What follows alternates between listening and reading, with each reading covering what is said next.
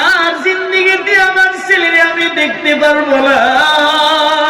আমার আব্বা আম্মা আমারে আপনারে শেষবারের মতো দেখার দলে কান্নাকাটি করবে গো। খেলতে খেলতে কোন দিকে বাপ চাচা হাইটটা যায় বলতে পারে না, এমন মনোযোগ দিয়া খেলে।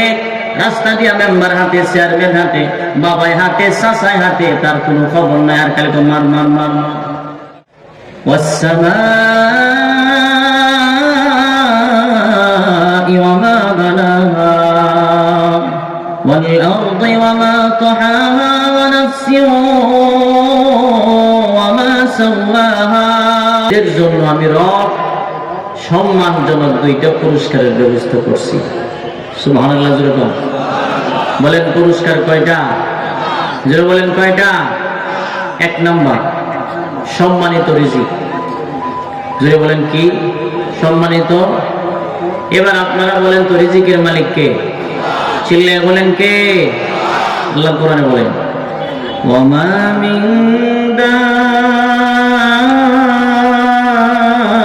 দাব্বাতিন ফিল আরদি ইল্লা আলাল্লাহি রিজকুহা। আল্লাহ বলেন এমন কোন প্রাণী নাই যে প্রাণী রিজিকের দায়িত্ব আমার হাতে নাই। আমার রিজিকের মালিক কে? জোরে বলেন কে? আল্লাহ তাআলা বলেন দুনিয়ার জমিনে এমন কোন প্রাণী নাই যে প্রাণীর রিজিকের জিম্মাদারি আমার হাতে নাই। ভাইরা আমার, কথাগুলো দিয়ে কান দিয়ে বুঝেন। আমার ব্যবসা আছে, আমার দোকান আছে, আমার হাত আছে, আমার পা আছে, আমার জমিন আছে, আমার ফসল আছে, তারপরেও আমি আর আপনি রিজিকের টেনশন করি। আমার আল্লাহ তাআলা আমারে আপনারে বুঝাইয়া দিলেন, গোলাম তোমার বাড়ির গাছে ডালে বাবুই পাখির বাসা, তার দোকান নাই, ব্যবসা নাই, হাত নাই, পা নাই, তারে কিন্তু আমি আল্লাহ খাওয়ায়া রাখছি। সুবহানাল্লাহ জোরে কোন। আমি আর আপনি জাল দেয়া যদি মাছ ধরতে যাই, আধা ঘন্টা 1 ঘন্টার ভিতরে 2-3টা মাছ আমি ধরতে পারি না। আমার আল্লাহ তাআলা এমন একটা প্রাণী বানায় রাখছেন যে তার সাগরে ডুব দিলে তার টুটে আল্লাহ মাছ লাগায় দেন। কথা বল, হ্যাঁ জোরে কোন, ঠিক না বেঠিক? একটা প্রাণী আমার আল্লাহ তাআলা বানালেন যে প্রাণীটা সাগরে ডুব দিলেও, নদীতে ডুব দিলেও আল্লাহ পাক তার ঠোঁটের ভিতরে মাছ লাগাইয়া দেন। কারণ হলো আমার আল্লাহ তাআলা তারে খাওয়ায় শুধু মাছ দিয়া, তার রিজিক বানাইছেন মাছ। সে আল্লাহর প্রতি বিশ্বাস রাখে, সাগরে ডুব দিলে সাথে সাথে তার ঠোঁটে মাছ লাগাইয়া দেন কে? এই জন্য রিজিকের মালিক আল্লাহ। 2 নম্বরে আল্লাহ তাআলা বলেন ওয়া মাগফিরা, মাগফিরাত দান করে দিব। মাগফিরাত কি জিনিস? আমার আপনার মরণের পরে যদি আল্লাহ তাআলা বলেন, আব্দুল করিম, আব্দুল রহিম, আব্দুল গাফফার, তোমারে আমি আল্লাহ তাআলা মাফ করে দিলাম। বান্দার জন্য আল্লাহর কাছে এর চাইতে বড় চাওয়া পাওয়ার আর কিছু হইতে পারে না। আর যদি আমার আল্লাহ তাআলা আমারে আপনারে ডাক দিয়া বলেন, বান্দা দাঁড়াও, হিসাব না দিয়া কিন্তু আগাইতে পারবা না। এইখানে এমন কোন মানুষ নাই আল্লাহর সামনে হিসাব দিয়া সামনে আগাইবে। আমার আল্লাহ তাআলা যদি বলেন বান্দা দাঁড়াও, হিসাব দিয়া যাও, তখন কিন্তু আর কোনোদিন হিসাব দেওয়া সম্ভব হবে না। এই জন্যে আমার আল্লাহ তাআলা বলেন মাগফিরাত দিব। মাগফিরাত হইল মরণের পরে যদি কেউ বলে, কাউকে আল্লাহ তাআলা বলেন ক্ষমা করে দিলাম, এই বান্দার জন্য আল্লাহর কাছে এর চাইতে বড় চাওয়া পাওয়ার আর কিছু হইতে পারে না। কথা ঠিক না ঠিক? জুড়ে বলেন। এই 2টা পুরস্কার বলেন তো দামি না কম দামি?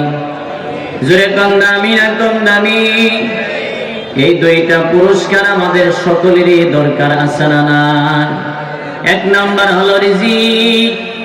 আরে আমার আপনার ঘরে যদি 2 বছর 5 বছরের খাবার অবশিষ্ট থাকে, আপনি কোনদিন অন্যের বাড়ির চাকর হবেন না।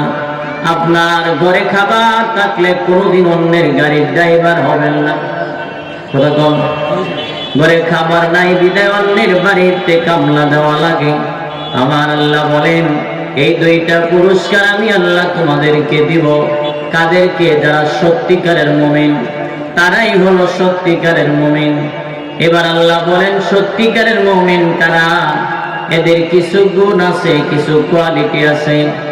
আল্লাহ তাআলা এবার বলতেছেন কাদেরকে দিবেন। আমার আল্লাহ নিজে কোরআনে বলতেছেন, এখন আল্লাহ বলবেন আমরা শুনবো, আমি বলবো আপনারা শুনবেন, আমিও শুনবো।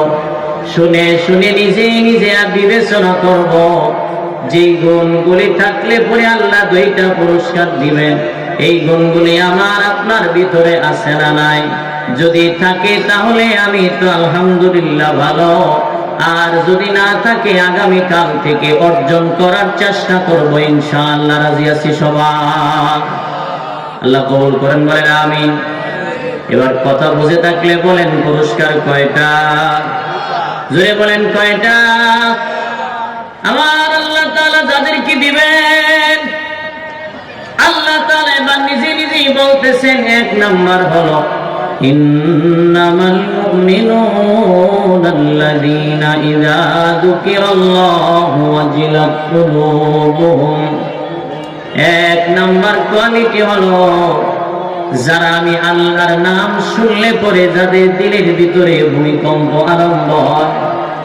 আমি আল্লাহর নাম শুনলে যাদের দিলের ভিতরে ধাক্কা লাগে, দিলটার ভিতরে বাড়ি মারে, এটা আমার আল্লাহর নাম।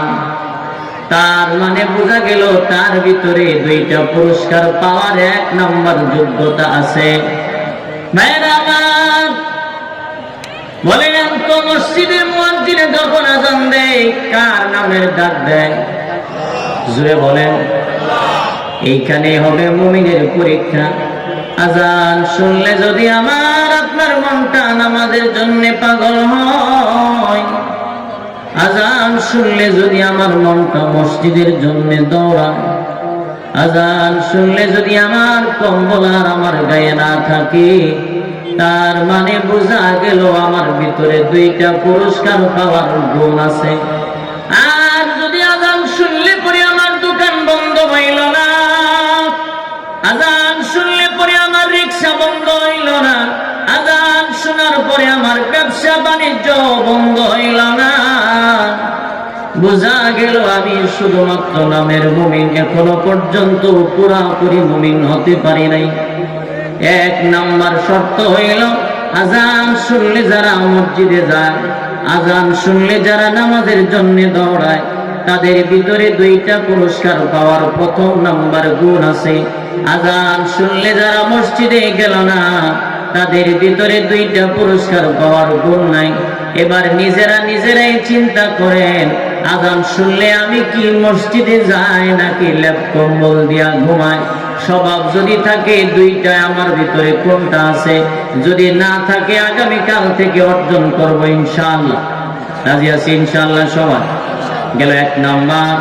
দুই নাম্বার হলো আল্লাহ বলেন وَإِذَا تُلِيَتْ عَلَيْهِمْ آيَاتُهُ زَادَتْهُمْ إِيمَانًا। মুমিনের দুই নাম্বার বৈশিষ্ট্য হলো কোরআনুল কারীমের তিলাওয়াত। কোরআন তিলাওয়াত শুনলে তাদের ঈমানের পাওয়ার বেড়ে যাবে, কোরআন শুনলে ঈমান মজবুত হয়ে যাবে। সাহাবায়ে কেরাম বললেন নবী গো, কোরআন তিলাওয়াত শুনলে ঈমানের পাওয়ার বাড়ে আবার কমে, আমরা বুঝবো কিভাবে? আমার আপনার নবী বলেন কোরআন তিলাওয়াত শুনলে যদি তোমার কাছে মজা লাগে আর ভালো লাগে, বুঝতে হবে ঈমানের পাওয়ার বাড়তে আছে। আর যদি কোরআন তিলাওয়াত শুনলে মজা লাগে না, ভালো লাগে না, কোরআনের মাহফিল যদি ভালো লাগে না, বুঝতে হবে ঈমানের পাওয়ার দুর্বল হয়ে যাচ্ছে। এখানে আমরা কথা বলে আস্তে বলে বলা। ভাইরা আমার, দুই নাম্বার হলো কোরআনুল কারীমের তিলাওয়াত। কোরআন তিলাওয়াত শুনলে যদি আমার কাছে মজা লাগে, আমার কাছে ভালো লাগে, তার মানে বোঝা গেল আমার ইমানের পাওয়ার বাড়তে আছে। রাসূল বলেন, কোরআন তিলাওয়াত শুনলে যদি তোমার কাছে মজা লাগে না, ভালো লাগে না, তার মানে বুঝে নিবা তোমার ইমানের পাওয়ার দুর্বল হয়ে যাচ্ছে। এই কুরআনুল কারীম, এই কিতাবটা বলেন তো দামি না কম দামি? এই চিল্লায়া বলেন দামি না কম দামি? পৃথিবীর কোন রাইটার, পৃথিবীর কোন লেখক যদি কোন একটা বই পুস্তক লিখে, বইয়ের শুরু অথবা শেষে অথবা মাঝখানে কোন একটা পৃষ্ঠায় লিখে দিবেন, আমাদের এই বইয়ের ভিতরে কোনো ভুল ধরা পড়লে আপনাদের চোখে আমাদেরকে অবগত করবেন, আগামী সামনে চাপাতে সংশোধন করার চেষ্টা করব। লেখে কি লেখে না? কিন্তু আল্লাহ তাআলা এমন একটা কিতাব আমার আপনারে দান করছেন। আল্লাহ প্রথমেই কুরআনুল কারীমে বলতেছেন, যালিকাল কিতাবু লা রাইবা ফীহি হুদাল লিল মুত্তাকিন।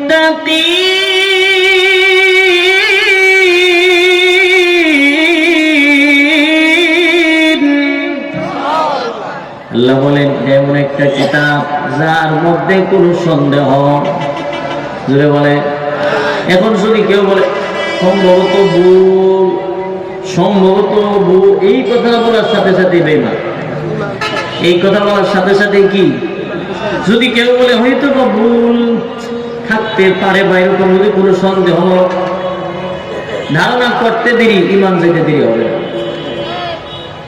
এবার বলেন তো কিতাব দামি না কম দামি? আরে আমার রাসূলের উপরে এই কিতাবটাই আল্লাহ নাজিল করছে। আল্লাহ যেমন দামি, কিতাবও হচ্ছে দামি। আর নাজিলও করছে এমন একজন দামি পয়গম্বরের উপর, আর এই তিলাওয়াতও করছেন দামি একটা জবান মোবারক দিয়া। সুবহানাল্লাহ জুড়ে কর। আমার রাসূল যখন তিলাওয়াত করতেন, কুরআন পড়ার কারণে নবীকে পাগল বলতো। কুরআন তিলাওয়াত করার কারণে রাসূলকে পাগল বলতো। বর্তমান সময়ে যে কোরআনের কথা বললে একদল মানুষ আলেমদের বিরোধিতা করে, কথা বলে না। কোরআনের কথা বলেই এই জন্য আলেমদের বিরোধিতা করে একদল মানুষ। রাসূল কোরআন পড়তেন আর বেঈমানরা মনে করতো এটা মনে জাদুর মন্ত্র। কিসের মন্ত্র? জাদুর মন্ত্র। কেন? রাসূলের জবান দিয়ে তিলাওয়াত করে আর সাথে সাথে দলে দলে কালিমা পড়ে মুসলমান হয়ে যায়। শেষ পর্যন্ত আমার নবীরে তারা পাগল বলতে লাগলো। আবার আপনার নবী যখন মক্কার অলিতে গলিতে ঘুরতে যায়, বেঈমানের বাচ্চারা আমার নবীরে পাগল বলে ছোট ছোট বাচ্চা পিছনে লাগায় দেয়। আমার নবী চোখের পানি জেরে জেরে কান্ত আর বলতো, মালিক, এরে জানের মালিক আল্লাহ, একমাত্র কোরআনের কথা বলার কারণে, ইসলামের কথা বলার কারণে পাগল বলে গো। অন্য মানুষেরা বলে যেমন তেমন, নিজের বাপ দাদার আত্মীয় স্বজনেরা পর্যন্ত পাগল বলে। আবু জাহেল, আবু লাহাব আমার আপনার নবীরে পাগল পাগল বলে সমস্ত মক্কা মদিনা প্রচার করে দিল। শেষ পর্যন্ত তারা বলতে লাগলো, মুহাম্মদ ইবনে আব্দুল্লাহ পাগল হয়ে গেছে, তার সামনে কেউ যাইবা না। কিছু মানুষ চিন্তা করলো, আবু জাহেল আবু লাহাব যেহেতু বলতেছে পাগল, তার মানে বোঝা গেল পাগল এটা ছোট পাগল না। আবু জাহেল যেহেতু বলছে পাগল, এটা ছোট পাগল না, বড় পাগল হবে। চলো যাই পাগলটারে এক নজর দেখে আসি। আল্লাহু আকবার জুড়ে বলেন। পাগল দেখার জন্য মক্কায় চলে গেল। পাগল দেখার জন্য বাইতুল্লাহর সামনে তারা সবাই চলে গেল পাগল দেখার জন্য। গিয়ে দেখতে পেল আমার নবীর নুরানি চেহারার আলোতে সমস্ত বাইতুল্লাহ আলোকিত হয়ে আছে। আর আমার নবীর সামনে পিছনে দাঁড়াইয়া দাঁড়াইয়া বেঈমানের বাচ্চাগুলি দেখতে লাগলো, কে কারে আমরা পাগল বলিয়া ডাক দেয়। যার চেহারার আলোতে বাইতুল্লাহ আলোকিত হয়ে আছে, এই লোকটাই পাগল নাকি? আচ্ছা যেহেতু পাগল, দেখি পাগলটা আবার কি পড়ে। সুবহানাল্লাহ। আমার নবীর পিছনে দাঁড়ায় রয়েছেন, নবী কোরআন তিলাওয়াত করতেছেন। ألم نجعل له عينين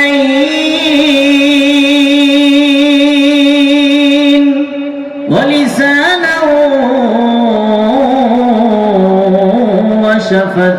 وشفتين পড়ছেন নবীজি والشمس وضحاها والقمر إذا تلاها والنهار إذا جلاها والليل إذا يغشاها والسماء وما بناها চিন্তা করে কি পাগল হলে তো আগের কথা পিছনের কথা মিল থাকার কথা না কি বলে কোন মানুষ যদি পাগল হয় তখন আগের কথা আর পিছনের কথা তো মিল থাকার কথা না এই ব্যক্তি তো কি সুন্দর চন্দ্র মিলায় তিলাওয়াত করতেছে যেই কথা চিন্তা করতেছেন নবীর তিলাওয়াত তো নবীর কণ্ঠ তো এমন একটা কণ্ঠ বলে দাউদ নবীর আল্লাহ তাআলা এমন একটা কণ্ঠ দিয়েছিল 70 রকমের আওয়াজ বাইর হতো আরো আজকে বলেন সুবহানাল্লাহ দাউদ পয়গম্বরকে আল্লাহ এমন একটা কণ্ঠ দিছে যে কণ্ঠ দিয়া 70 প্রকারের আওয়াজ বাইর হতো কিন্তু যদিও দাউদ পয়গম্বরকে 70 প্রকারের আওয়াজ দিয়েছে কিন্তু আমার নবীর থেকে সুন্দর না সুবহানাল্লাহ আমার রাসূল থেকে সুন্দর না কারণ দাউদ পয়গম্বরের তিলাওয়াত শুনা কণ্ঠ শুনা গাছের পাখিরা ডালে বসে শুনতো নদীর মাছ কিনারায় এসে শুনতো কিন্তু আমার নবীর তিলাওয়াত শুনা বেঈমান পর্যন্ত জান্নাতি হইছে জাহান্নামী জান্নাতি হইছে যখন তিলাওয়াত করতেছেন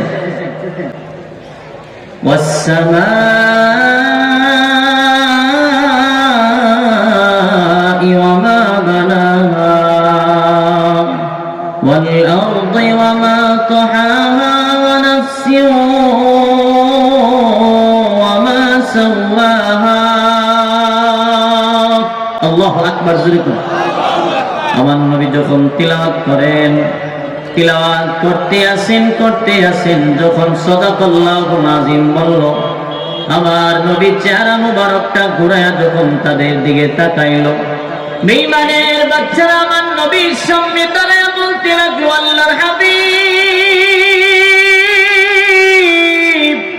জীবনে কোনোদিন কল্পনা করি নাই গো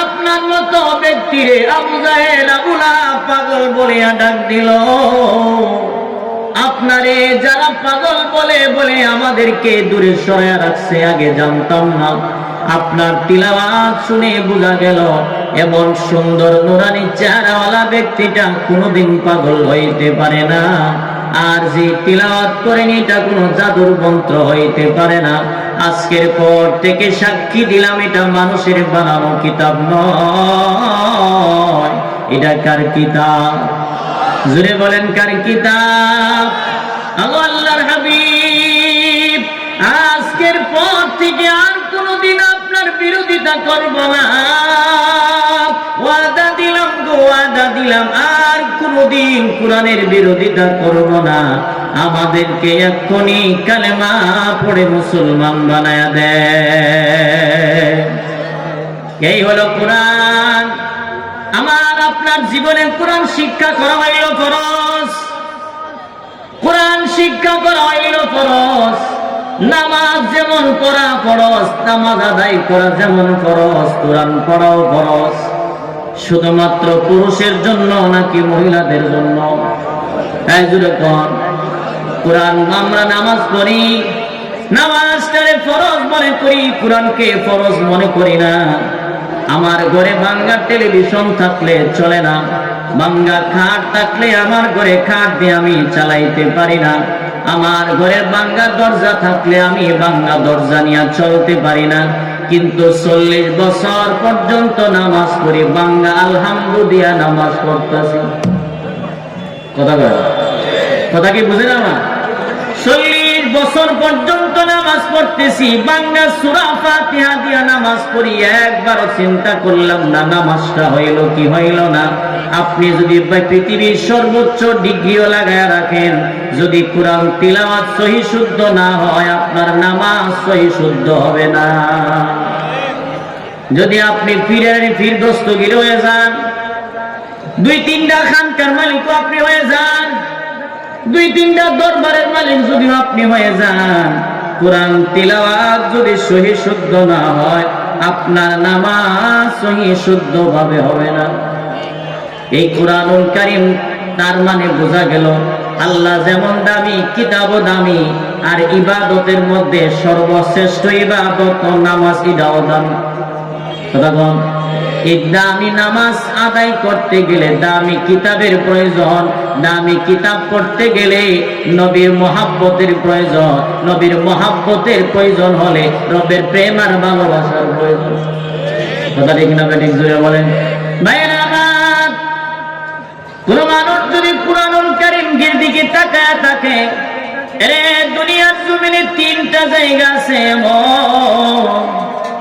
যে জায়গার দিকে নজর করলে সাথে সাথে আমল নামায় সব হয়ে যায়। 1 নাম্বার হলো বাইতুল্লাহ, 2 নাম্বার হলো আমার আপনার নবীজির রওজা মুবারক, সুবহানাল্লাহ জোরে বলুন। এরপরে হইল আমার আপনার জনম দুঃখিনী মায়ের সাহা। বাইতুল্লাহতে আপনি যাবেন, বাইতুল্লাহর দিকে তাকাইলে হজ হবে, বিষয়টা কিন্তু এমন না। বাইতুল্লাহ গেলে হজ হবে, বিষয়টা কিন্তু এমন না। এই বাইতুল্লাহ গেলে পরে কিছু কাজ আছে ফরজ, কিছু কাজ আছে ওয়াজিব, কিছু কাজ আছে সুন্নত, কিছু কাজ আছে মুস্তাহাব। সাফা মারওয়া যাওয়া লাগে, আরাফার ময়দানে যাওয়া লাগে, সাই করা লাগে। অর্থাৎ সমস্ত নিয়ম কানুন মানলে পরে আপনার হজের কাজ কমপ্লিট। কবুল হয়েছে কিনা হয়েছে এটা আল্লাহই ভালো জানে। কিন্তু আমার আপনার নবী আমার আপনারে জানা দিলেন, উম্মত তোমার মায়ের চেহারাটার কত দাম তুমি জানো নি? যদিও তোমার মায়ের চেহারাটা দেখতে কালো কুসকুসে হয়ে যায়, যদিও তোমার মায়ের চেহারাটা যদিও চামড়া ঢিল হয়ে যায়, তুমি যদিও বৃদ্ধ হয়ে যাও, মাও যদি বৃদ্ধ হয়ে যায়, জনম দুঃখিনী মায়ের চেহারার দিকে যদি কোনো সন্তান একবার নেক নজরে তাকায়, আমার আল্লাহ তাআলা সাথে সাথে একটা কবুল হজের সওয়াব দিয়া দেন। রে আমার আপনার মায়ের চেহারার কত দাম আল্লাহ দিলেন, আমার আপনার নবী জানায় দিলেন, জনম দুঃখিনী মা যদিও বৃদ্ধ হয়ে যায়, মায়ের চেহারার দিকে তাকানোর সাথে সাথে একটা কবুল হজের সওয়াব। সাহাবায়ে কেরাম বললেন, নবী গো, কোন মানুষ যদি 100 বার তাকায় তাহলে কি 100 কবুল হজের সওয়াব হবে না? আমার নবী বললেন, আমার আল্লাহর দরবারে কোনো কিছুর অভাব আছে না? কোন সন্তান যদি 100 বার মায়ের চেহারার দিকে তাকায়, আমার আল্লাহ তাআলা তার আমলনামায় 100 কবুল হজের সওয়াব আল্লাহ দান করে দিবে। আমার লাগা কাঁদেলে মাগো, আমার লাগা কাঁদেলে মাগো সারাটি জনম, কোথায় গেলে পাবো আমি এমন আপনজন, কোথায় গেলে পাবো আমি এমন আপনজন। কথা ঠিক না ঠিক জোরে বলেন। এই হলো মায়ের চেহারা। এরপরে কেমন একটা কিতাব আছে যেই কিতাবের দিকে তাকাইলে সওয়াব হয়, এই কিতাবটার নাম হলো আল কোরআন। পড়তে জানি না, কোরআন যদি আপনি পড়তে না জানেন, কোরআনের দিকে তাকানোর সাথে সাথে সওয়াব হয়ে যাবে। কোন মানুষ যদি বুঝে পড়ে আর না বুঝে পড়ে, প্রতিটা হরফের বিনিময়ে একটা করে নেকি আল্লাহ দান করে দিবেন। এই কোরআনুল কারীম যে ব্যক্তি সহি শুদ্ধ করে পড়তে না জানে, সহি শুদ্ধ করে পড়তে জানে না, এটা তো হয়েছে পরে মুসলমানের অধিকাংশ সন্তান আছে সব জানে, কোরআন পড়তে জানে না। এই কথা ঠিক না বেঠিক জুড়ে বলেন। অথচ এটা ছিল ফরজ। PUBG গেম খেলতে জানে, PUBG জানে কি তো এই PUBG গেম কি গেম আছে না বলে পাবজি খেলতে খেলতে কোন দিকে বাপসা হাইটটা যায় বলতে পারে না, এমন মনোযোগ দিয়া খেলে। রাস্তা দিয়া মেম্বার হাতে, চেয়ারম্যান হাতে, বাবাই হাতে, চাচাই হাতে, তার কোনো খবর নাই। আর খালি তো মার মার মার মার। কি গো হেতের জিজ্ঞাসা করলে বল সূরা ফাতিহাটা বলতে পারবে না। হেতের দোষ কম, আমার আপনার মতো কিছু মা বাবার দোষ বেশি হবে। ওই সময় কুরআন যারা পড়তে জানেন না, আল্লাহ তাআলা কুরআনে বলেন ওমান আ'রাদা আন যিকরি ফাইন্না লাহু মাঈশাতান দানকা ওয়া নাহশুরুহু ইয়াওমাল কিয়ামাতি আ'মা قال رب لم حشرتني أعمى وقد كنت بصيرا قال كذلك أتتك آياتنا فنسيتها وكذلك اليوم تنسى হাশরের ময়দানে একদল মানুষকে আল্লাহ তাআলা অন্ধ বানায়া দাঁড় করাবেন। ওই সময় বান্দা অন্ধ হয়ে দাঁড়ায় চোখের পানিগুলো ছাড়বে আর বলবে প্রভু গো, দুনিয়ার জমিনে আমার তো চক্ষু ভালো ছিল, দুনিয়ার জমিনে আমি চোখ দিয়া সব কিছু দেখতে পাইতাম। আমার আল্লাহ তাআলা আমারে আপনারে সেদিন বলবেন নিমক হারাম,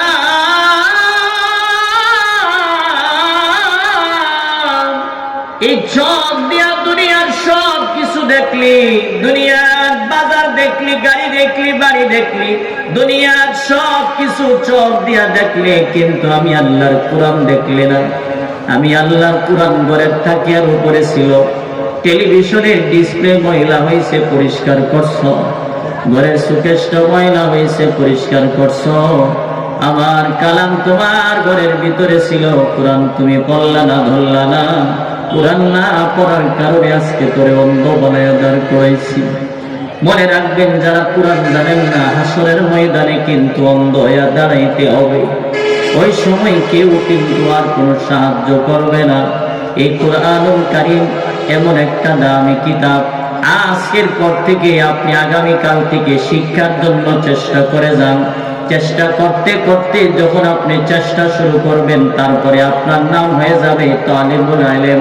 এই অবস্থায় যদি শিখতে শিখতে যদি দুনিয়া থেকে বিদায় হয়ে যান, তালিবুল ইলম হওয়ার কারণে আপনি জান্নাতি হয়ে যাইতে পারেন। আর জোরে বলেন না সুবহানাল্লাহ। এই দুনিয়ার বাড়ি, ছেলে মেয়ে, বন্ধু বান্ধব, আত্মীয় স্বজন, কেউ আমার আপনার সাথে কবরে যাবে না। কুরআনুল কারীমের একখানা সূরা আছে, যে সূরাটির নাম হলো সূরাতুল মুলক। কোন মানুষ যদি প্রত্যেক দিন রাতের বেলায় সূরাতুল মুলক এই সূরাটা তিলাওয়াত করে, যেদিন আমার আপনার মরণ হয়ে যাবে, বলেন তো আমার আপনার মরণ হবে কি হবে না? এই মুহূর্তে যদি সংবাদ হয় যে আব্দুর রহিম আর দুনিয়ার জমিনে নাই, আব্দুল করিম আর দুনিয়াতে নাই, এই খবরটা আমার বাবা শোনার সাথে সাথে চোখের পানিগুলো ছেড়ে কান্না শুরু করে দিবে। আমার মায়ের শুনলে মাটিতে তাবড়ায় আমার মা পর্যন্ত কান্না করবে, আমার বিবিও কানবে, আমার ছেলে মেয়ে কানবেন।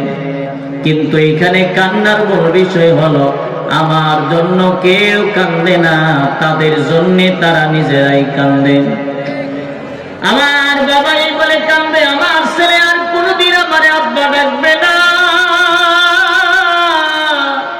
আমার মা কান্দে, আমারে আর কোনদিন আম্মা বলে ডাকবে না। আমার স্ত্রী কান্দে বলে আজকের পর থেকে আমারে কেউ আর বরণ পোষণ দিবে না।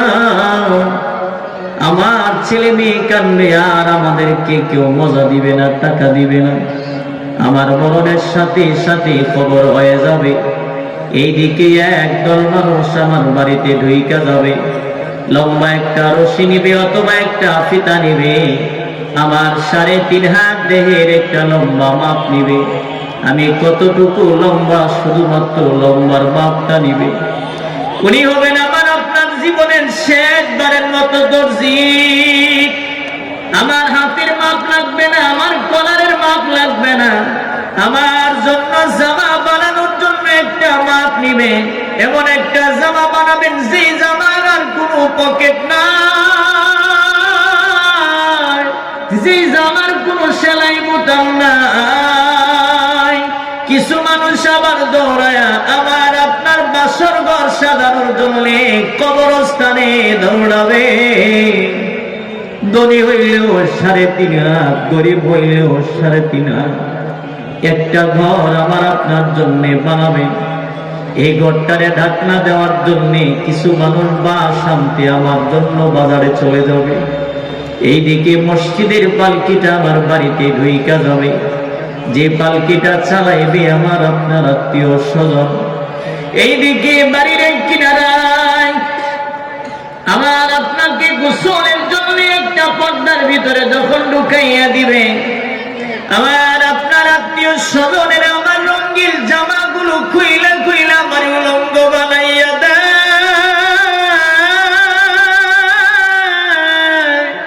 আর আমার কোনো লজ্জার শরমের কোনো চিন্তা ফিকির নাই। মৃত ব্যক্তিটা যদি গুনাহগার হয়, যখন তার শরীরে ঘষা দিবে, চিৎকার দিয়ে বলবেন আমারে তোমরা আস্তে আস্তে ঘষা দাও, আমি সহ্য করতে পারি না। কিন্তু তার এই কান্নার আওয়াজ কেউ শুনবে না। আস্তে আস্তে আমার সুন্দর জামাগুলো খুইলা দেওয়া হবে, আমার আত্মীয় স্বজনেরা আমার জামাগুলো খুলবেন। যাদের সামনে আমি সুন্দর সুন্দর জামা পরতাম, সুন্দর কাপড় পরিধান করতাম, তারাই আমার এই উলঙ্গ লেঙ্গা বানাইয়া দিব। এইদিকে আমার আপনার জন্য মসজিদের পালকিটা বাড়িতে ঢুইকা যাবে।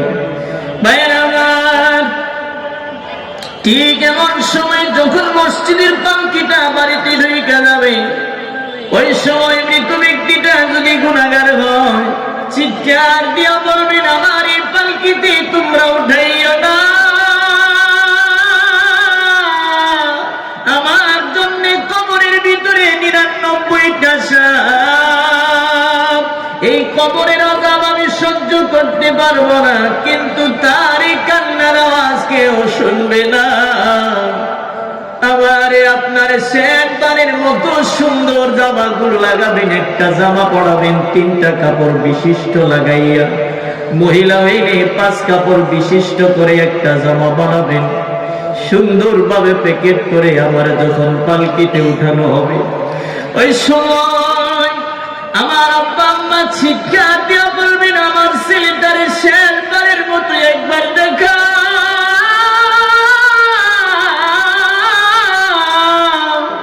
আর জিন্দেগিতে আমার ছেলেরে আমি দেখতে পারবো না। আমার আব্বা আম্মা আমারে আপনারে শেষবারের মতো দেখার জন্য কান্নাকাটি করবে গো। কিছু মানুষ আমার বিবির কাছে চলে যাবে আর বলবে স্বামীর কাছে কোনো দাবি থাকলে তারে ক্ষমা কইরা দাও, আমি যদি ভালো হয় আমার বিবি আমারে ক্ষমা করে দিবে, আর যদি ভালো না হয় আমার বিবি আমারে বদদুয়া দিবেন। মরছে তো ভালো হয়েছে। এইদিকে আমারে আপনারে মসজিদের খাটিয়াতে উঠাইয়া দেওয়া হবে, 7 থেকে 8-10 জন ব্যক্তি আমার খাটিয়ায় ধরবেন। খাটিয়ায় ধইরা ধইরা যখন কবরের দিকে নেওয়া হবে, এবার লাশটা বলবেন রে নিব কেরামের দল, এই দুনিয়ার সবাই বুঝি আমার পর, যারা আমার খাটিয়াতে ধরছে তারাই হইল আমার আপনজন। দুনিয়ার সবাই আমার পর হয়ে গেল, সবাই আমার পর হয়ে গেল। এইভাবে খাটিয়া লইয়া যখন কবরের কিনারায় চলে যাবে, 2 থেকে 3 জন ব্যক্তি কবরে যখন নাইমা যাবে, এবং সময় লাশটা বলবেন আমি তো ভাবছিলাম 8-10 জন ব্যক্তি যারা আমার খাটিয়াতে ধরছিল তারাই হইল আমার আপন, এখন বুঝতে পারলাম তারা সবাই পর, যারা আমার কবরে নামছে তারাই হইল আমার আপন। কবরে যখন নাইমা যাবে, কবরের ব্যক্তিরা হাত বাড়ায় বলবেন দেখ লাশটা আমাদের হাতে উঠাইয়া দাও। লাশটা কবরে শোয়াইয়া খাটিয়া দিতে দিতে যখন কবরটা ছোট হয়ে যাবে, এমন সময় একজন ব্যক্তি দুই পারে লাফ দিয়া উপরে উইটা যাবে, দ্বিতীয় ব্যক্তিটাও যখন উইটা যাবে, এবার কবরওয়ালা মনে করবে এই ব্যক্তিটাই আমার আপন, যিনি আমার সাথে আছে। শেষবারের মতো যখন এই ব্যক্তিটাও দুই পারে লাফ দিয়া উইটা যায়, কবরওয়ালা চিৎকার দিয়া বলতে থাকি, হায়রে দুনিয়া, এরে নিমগ্রামের দল, আমার একা একা কবরে ফেলাইয়া চলে যাও। এই কবরে আমার জন্য 99টা সাপ, একটা বারো আমার কথা চিন্তা করলাম, আমি কিভাবে এখানে থাকবো? বলেন তো এই কান্নার আওয়াজ কেউ শুনবে নাকি?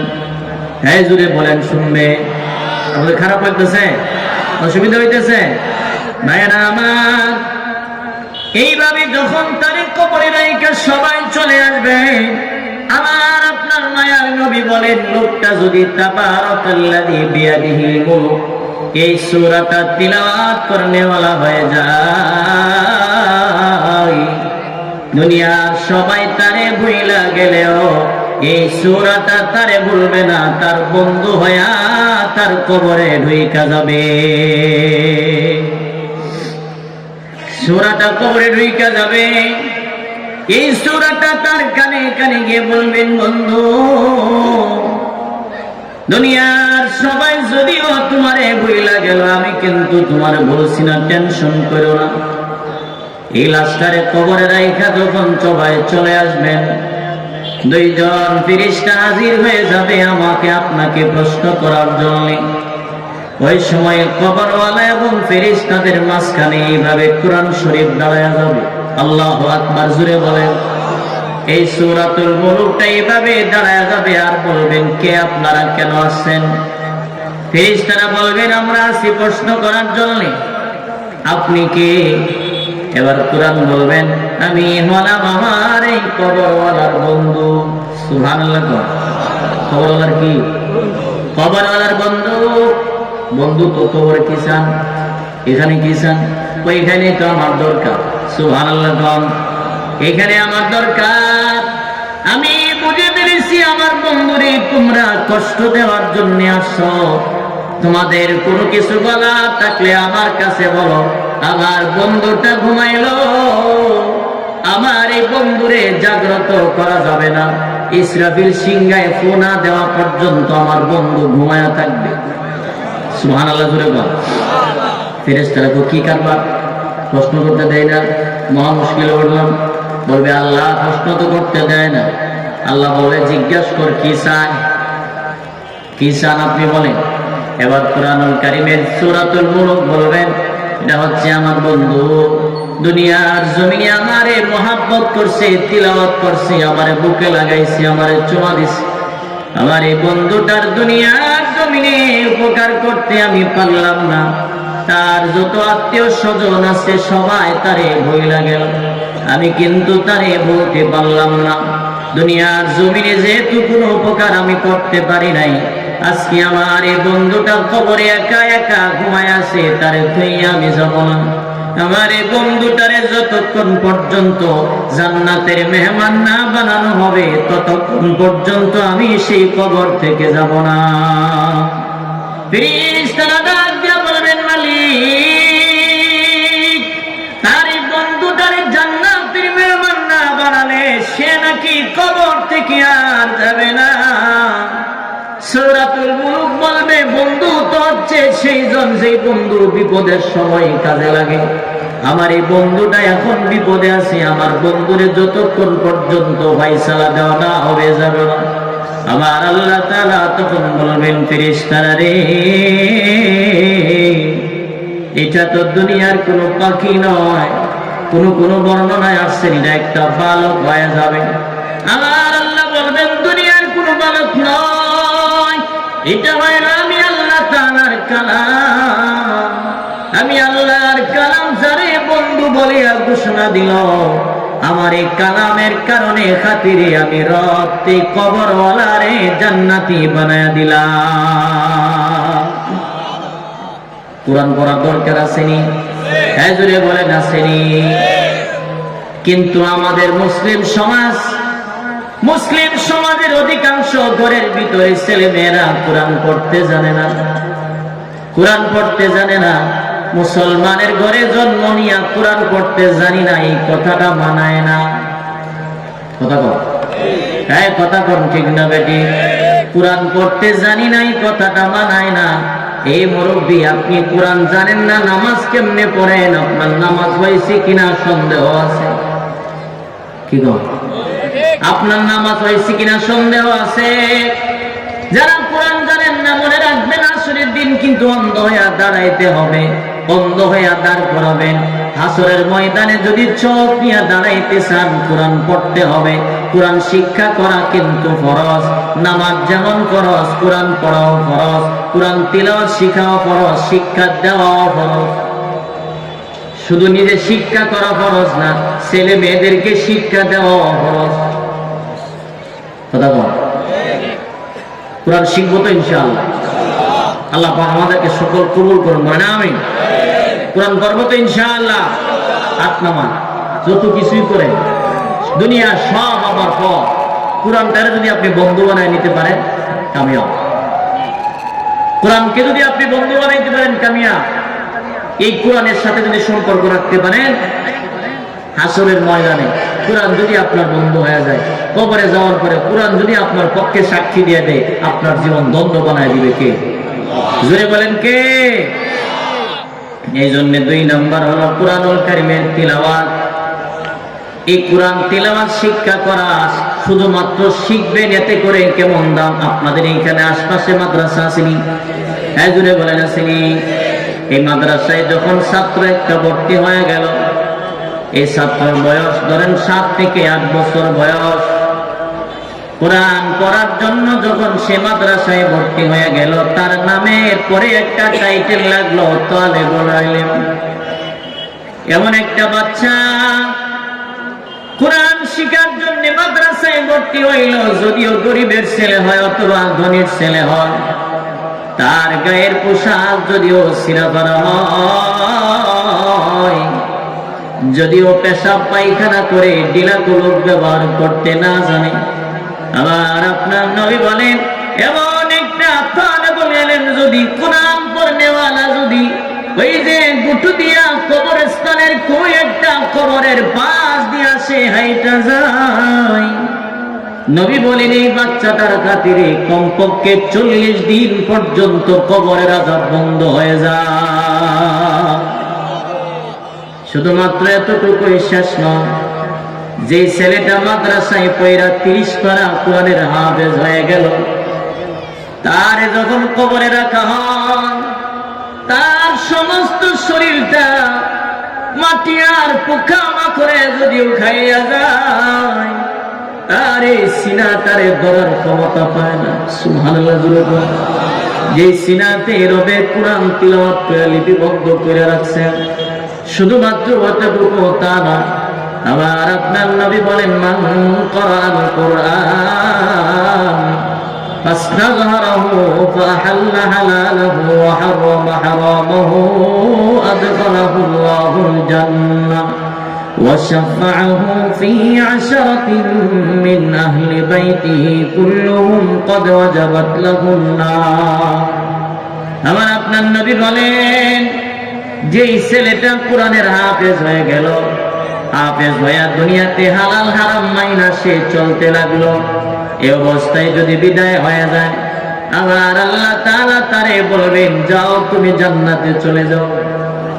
আর আজকে বলেন সুবহানাল্লাহ। ভাইরা আমার, ওই সময় কোরআনের হাফেজ ডাক দিয়া বলবে, মালিক, এরে জাহানের মালিক আল্লাহ, আমি জান্নাতে যাব, আমার আব্বা না রিকশা চালায় আমারে মাদ্রাসার বেতন দিল গো, আমার মায়না চিকিৎসার টাকা বাঁচায় আমারে মাদ্রাসার খরচ দিল, আমার আম্মা কোথায় যাবে? রাসূল বলেন, আসরের ময়দানে হাফেজের আব্বা আম্মারে আল্লাহ দাঁড় করাবেন, আসো আমার সামনে আসো। আমার আল্লাহর সামনে নিয়ে আল্লাহ পুরস্কার দিবেন। কোরআনের হাফেজের আব্বা আম্মার মাথায়, দুইজনের মাথায় দুইটা নূরের টুপি আল্লাহ লাগায়া দিবেন, দুইটা নূরের টুপি দিবেন। এই কোরআনের হাফেজ কি বলবে, মাশাআল্লাহু ফি আশরাতিন মিন আহলি বাইতিহি কুল্লুহুম কদ ওয়াজাবাত লাহুম নার। তুমি একা জান্নাতে যাইবা শুধু তা নয়, তোমার আত্মীয় স্বজন থেকে 10টা লোকের তুমি সুপারিশ করে করে জান্নাতে নিয়ে যাও। হাফেজের দাম আছে না নাই? এই জোরে বলেন আছে না নাই? একটা ছেলের হাফেজ বানাইছেন, মনে করছেন দুনিয়ার কোনো কিছু না পাইলেও আসরের ময়দানের জন্য আপনি একটা গাছ লাগাইছেন। একটা ছেলের আলেম বানাইছেন, দুনিয়াতে যদি আপনার টাকা পয়সা বেশি না দিতে পারে, একে একটা আলেমের খাতিরে কোটি আসরের ময়দানে আল্লাহ তাআলা আপনারে আমারে আলেমের আব্বা আম্মারে আল্লাহ নাজাতের ফয়সালা করে দিতে পারে। কি বলেন, পারে কি পারে না? এই জন্য কোরআন শিখবেন এবং শিখাবেন। 2 নাম্বার হলো কোরআনুল কারীমের তিলাওয়াত। এই দিকে আমি আর যাব না, সময় কম। বলছিলাম 2 নাম্বার। 3 নাম্বার গুণ হলো আলা রাব্বিহিম ইয়াতাওয়াক্কালুন। 3 নাম্বার গুণ হলো যারা 2টা পুরস্কার পাবেন, এদের সর্বহালতে ভরসা রাখতে হবে কার উপর? জোরে বলেন, কার উপর? 3 নাম্বার বৈশিষ্ট্য হলো ভরসা রাখতে হবে আল্লাহর উপরে। এবার এখানে আমরা যারা আছি, বলেন তো আমাদের ভরসা কার উপর? এই চিৎকার দিয়া বলেন, কার উপর? এবারে আমার একটা কথার জবাব দেন। যেই লোকে বলল আমার ছেলে বিদেশ থেকে টাকা না দিলে চলতে পারতাম না, এই লোকের ভরসা কার উপর?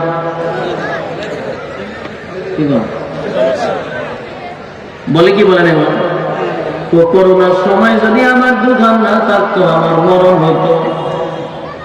কতবার যে লোকে বলল দোকান না থাকলে আমার চলা বড় কষ্ট, এই লোকের ভরসা কার উপর? আমার কথা কি আপনারা বুঝেন না? জোরে আওয়াজ দেন না কেন? যে লোকে বলল আমার গাভী দুধ না দিলে চলতে পারতাম না, তার ভরসা কার উপরে? আচ্ছা এবার বলেন তো, যে গাভীটা 20 লিটার দুধ দেয়, এই গাভীর উলানটা কাটলে পরে এমন কোন মানুষ আসেনি আধা কেজি দুধ বাহির করবেন? আছেন এখানে? তাহলে আপনি যে বলেন গাভী দুধ না দিলে, যেই গাভীটার উলান থেকে টানলে পরে 20 লিটার দুধ আপনি দহন করিয়া যান, এই গাভীর উলান কাটলে পরে আধা কেজি দুধ বাহির হয় না। আল্লাহ বুঝায় দিলেন, গোলাম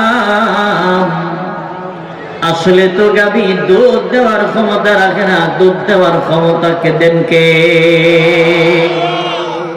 গাভীর উলান কাটলে দুধ পাওয়া যায়নি, যেরকম পাওয়া যায়, কিন্তু আমি তো কই গাভী দুধ না দিলে চলা বড় কষ্ট। কিছু মানুষ আছে তো আমার পীরের দরবারে যদি আমি না যাইতাম, আমার জীবনটা অন্ধকারে থাকতো।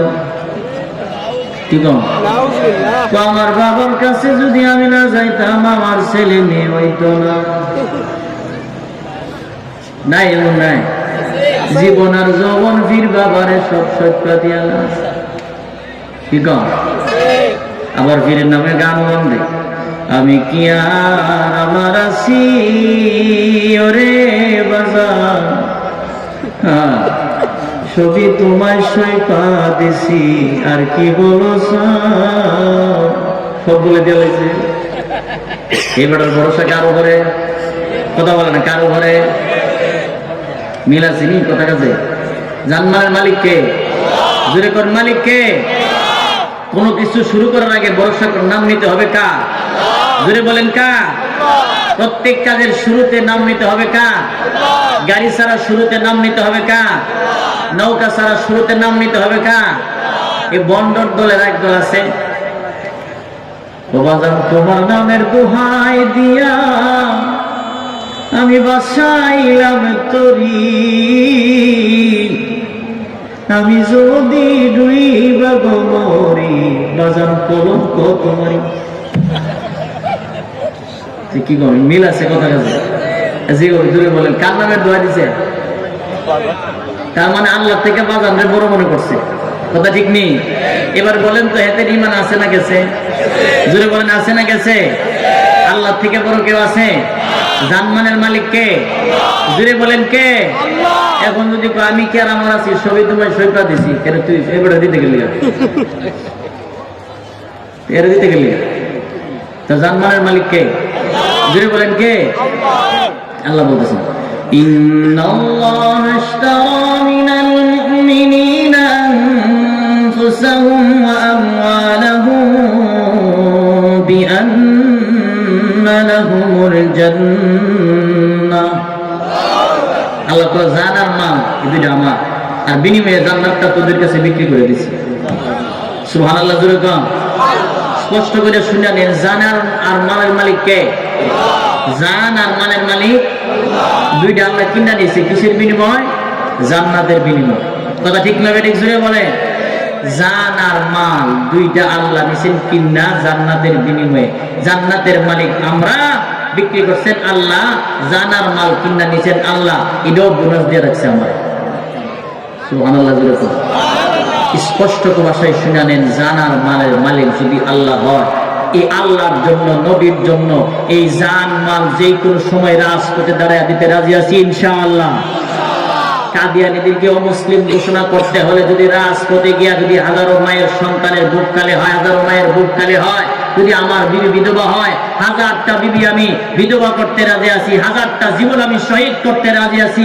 আমার নবীকে যারা শেষ নবী না মানবে তাদের সামনে আপোষ করতে রাজি নাই। ঠিক না বেঠিক? জোরে কর। সম্মানিত শুধু এক ভাই শহীদ হয়েছে পঞ্চগড়ে।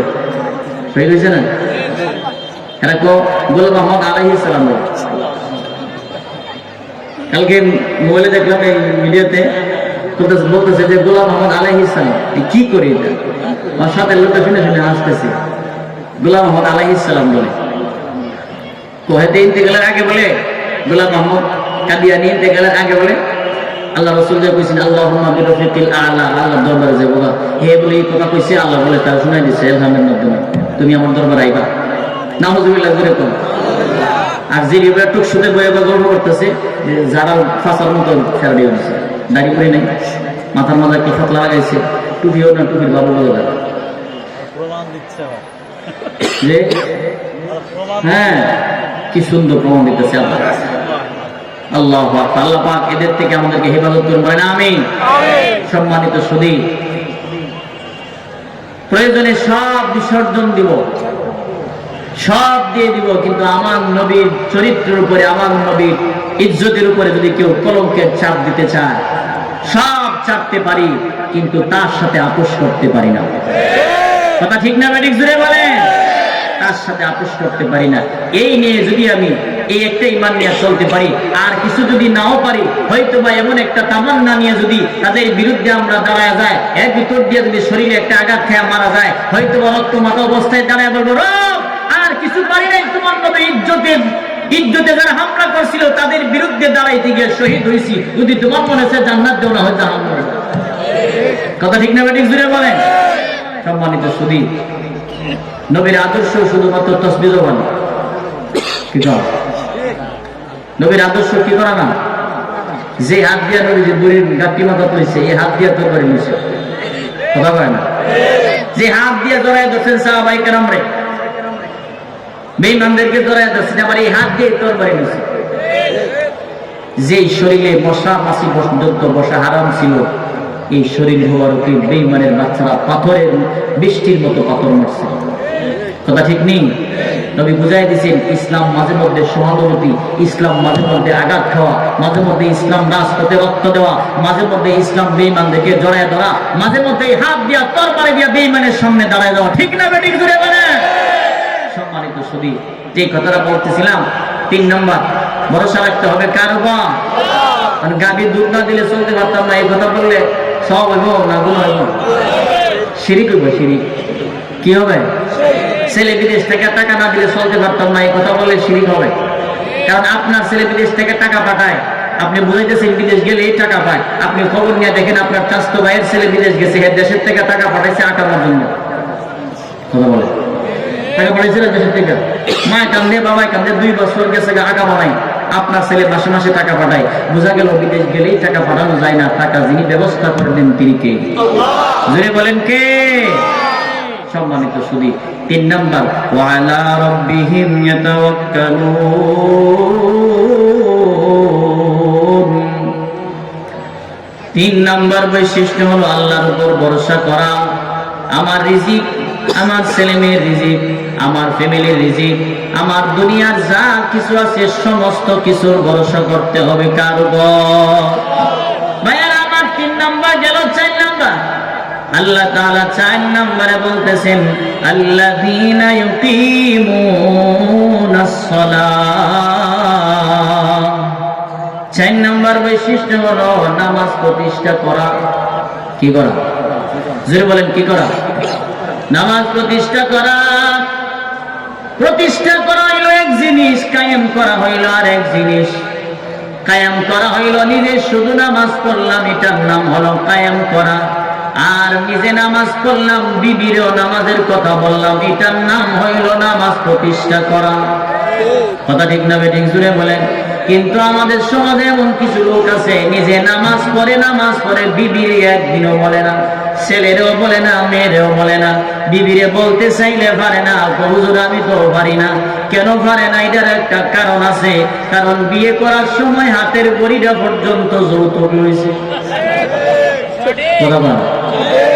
যৌতুক তো 4 লাখ টাকা পর্যন্ত যৌতুক নেওয়া যায়।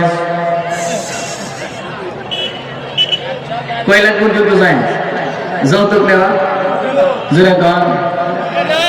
চৌধুরী বংশের লোক পরিচয় দেয়, কবি চৌধুরী বংশের লোক ঘটকরে বলে আমার ছেলের জন্য একটা মেয়ে দেখবা। ঘটক বাপ্পা মুসির বংশের মধ্যে কন্যা দেখায়া বলে খান বংশের মধ্যে দেখছি। কি কর? মুসির বংশের কন্যা দেখায়া খান বংশ দেখছি। চৌধুরী বেড়া আবার বইলা দে গিয়া বইল আমার ছেলেরে কি কি দিব, হেতে বলে আবার চৌধুরী। চৌধুরী তো পরিচয় দেওয়ার কথা না, হেতে ফকির বংশের লোক হওয়ার কথা। এই কথা ঠিক না বেঠিক? জুড়ে বলে। যৌতুক লইয়া বিয়া করছে, এখন বিবির কথা বললে শুনে না। আর বর্তমান সমাজে বিবির কথা মতে অনেক স্বামী চলে, মার খবর নেয় না, বাবার খবর নেয় না। আর মহিলারে যেমনি মনে চায় এমনি টাকা দিতেছে। বিদেশ যাওয়ার আগে বিবির নামে অ্যাকাউন্ট করে হয়ে গেছে। বিদেশ যাওয়ার আগে বিবির নামে অ্যাকাউন্ট করছে। এইখান থেকে বিবির টাকা দেয়, বিবির টাকা উঠায়া বাড়ির আশেপাশের দোকানে পেঁয়াজ রসুন আদা মরিচ পাইব, কিন্তু এখান থেকে নিবে না, বেডি মার্কেটও যাইব। কথা কম ঠিক না বেডি? মার্কেটও জায়গা। একদিনও যুবক বললো না তুমি কিন্তু বেপরদা হয়ে আমার ঘরের থেকে বাহির হইবে না। আমার বিবির বাবারও ক্ষমতা নাই আমার ঘর থেকে বেপরদা হয়ে বাহির হবে। কথা কোন ঠিক না বেটি? আমার বিবির বাবারও ক্ষমতা নাই আমার ঘর থেকে বেপরদা হয়ে বাহির হবে। আমার বিবির বাবারও ক্ষমতা নাই নামাজ না পড়ে আমার ঘরে রান্না করবে। আমার বিবির বাবারও ক্ষমতা নাই নামাজ না পড়া ফজরের সময় আমার ঘরে ঘুমায় থাকবে। কারণ আমার বিবি এই কারণে পারে, আমার বিবির কাছে আমি মরে গেছি।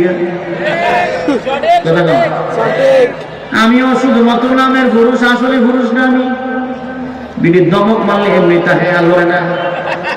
তুমি কই আছো? কারণ বাজার আছি, তাড়াতাড়ি আমি 2 মিনিটের ভিতরে আইতেছি। মায়ে যদি ফোন দিয়ে বাজান তুমি কোথায়, কত বেশি দফের বের করো না। জীবনে যদি সুখী হইতে চান, মা বাবার দুয়ার বিকল্প কোনো রাস্তা নাই।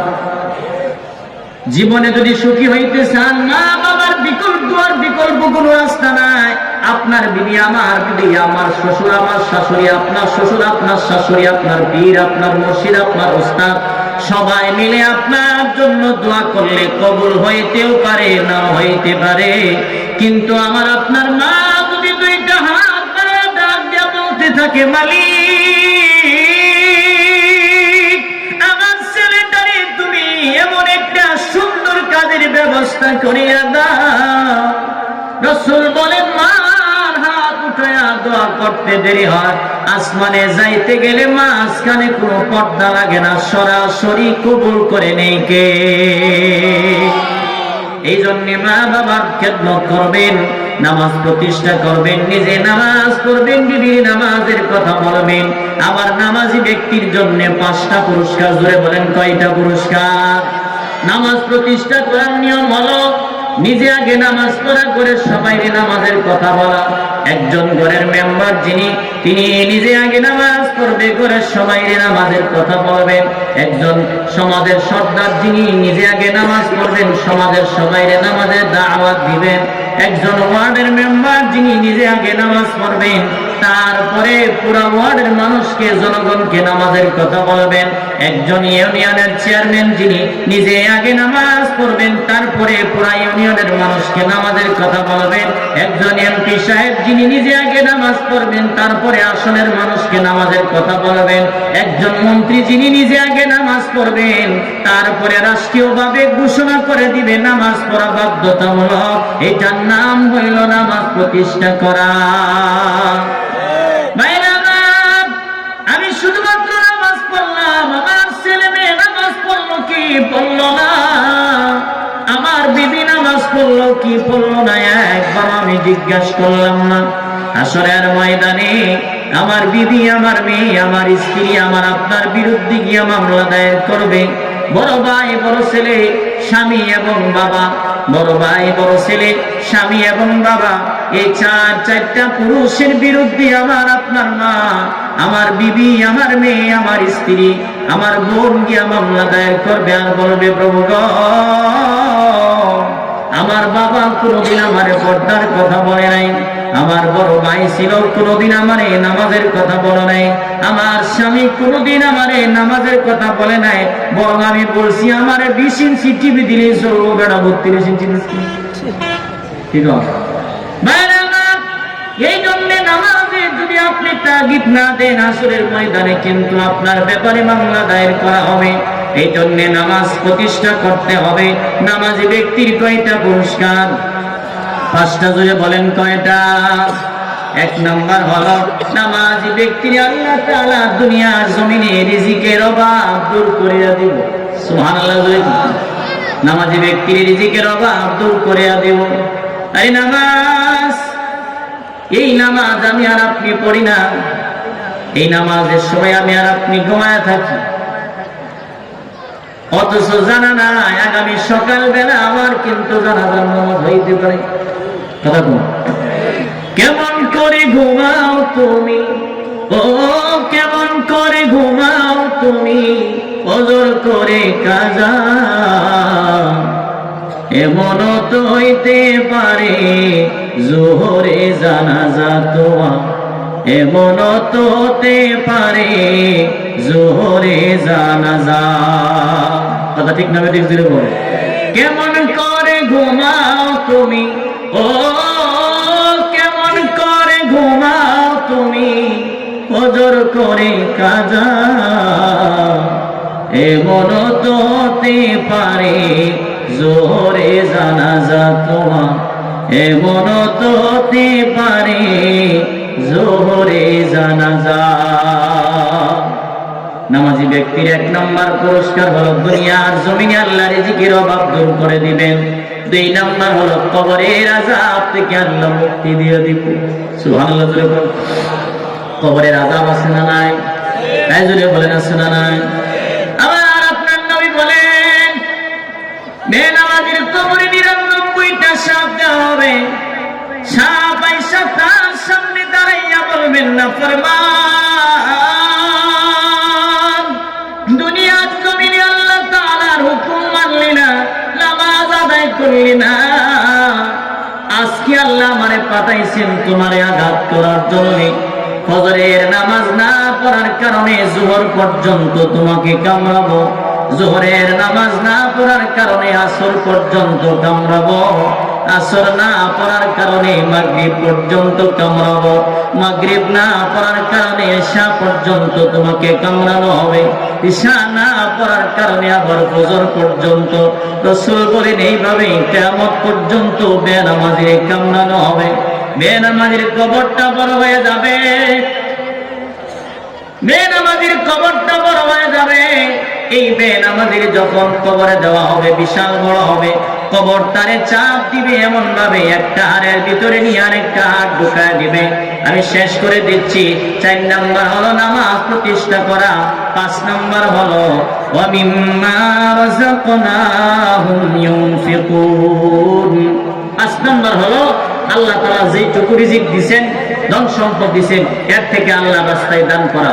এদেরকে আল্লাহ বলেন উলাইকা হুমুল মুমিনুনা হাক্কান, তারাই হলো সত্যিকারের মুমিন। আর এদের জন্যই 2টা পুরস্কার, 1 নাম্বার হলো সম্মানিত রিজিক, 2 নাম্বার হলো মাগফিরাত। আল্লাহ তাআলা আমাদের সকলকে মরণ পর্যন্ত এই গুণগুলি, 1 নাম্বার হলো আযান শুনলে নামাজে যাওয়া, 2 নাম্বার হলো কোরআন তিলাওয়াত করা, 3 নাম্বার আল্লাহর উপর ভরসা করা, 4 নাম্বার নামাজ পড়া প্রতিষ্ঠা করা, 5 নাম্বার আল্লাহর রাস্তায় দান করা। মরণ পর্যন্ত এই 5 গুণে গুণান্বিত হয়ে থাকার তৌফিক দান করুন, আমিন। আসসালামু আলাইকুম ওয়া রাহমাতুল্লাহি ওয়া বারাকাতুহু।